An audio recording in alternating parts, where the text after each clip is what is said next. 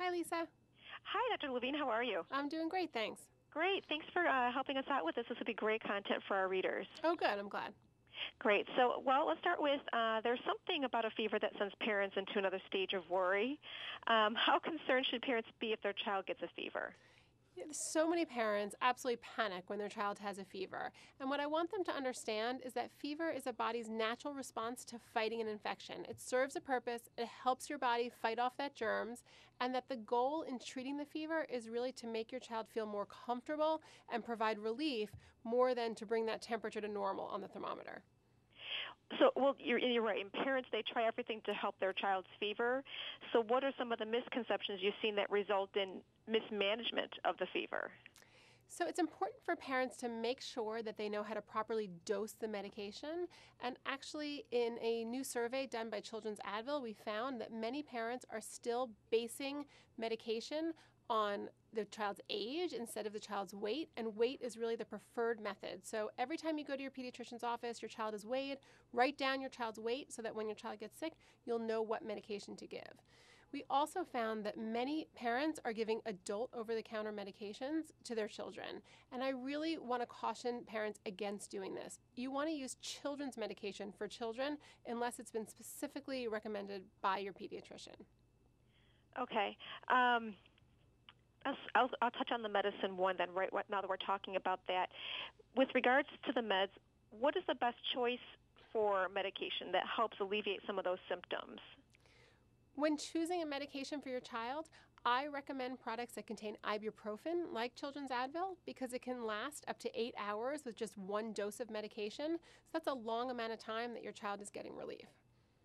Okay, when should you decide to use medication?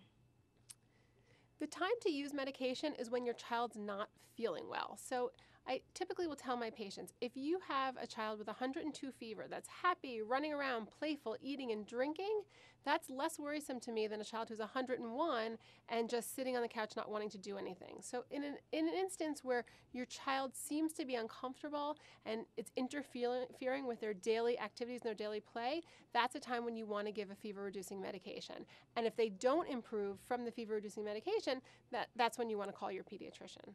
And that was my next question. When should you call a doctor or go to the ER?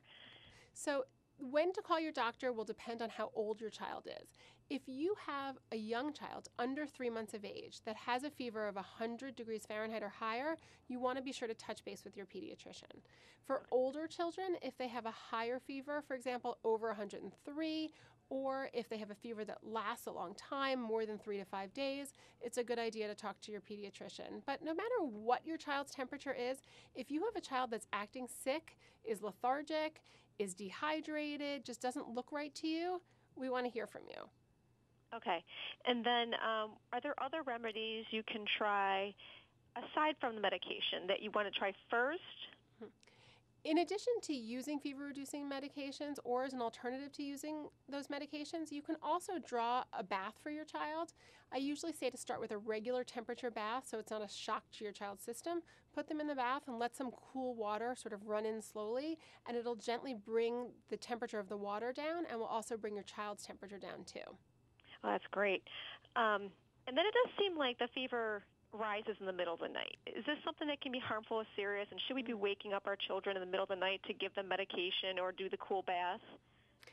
It's very common for a fever to go up as the day goes on and actually peak in the middle of the night, which can be really scary for a lot of parents. So generally my advice is if your child is sleeping and you happen to go in and check on them and they're comfortably sleeping but you feel their forehead and they're warm, you don't have to wake that child up to give a fever-reducing medicine. Because remember, the goal of treating that fever with the medicine is to make your child feel more comfortable, but a sleeping, comfortable child is already comfortable.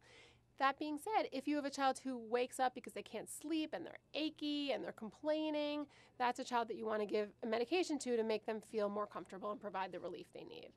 So basically, if the fever's bad enough, they are just going to wake up.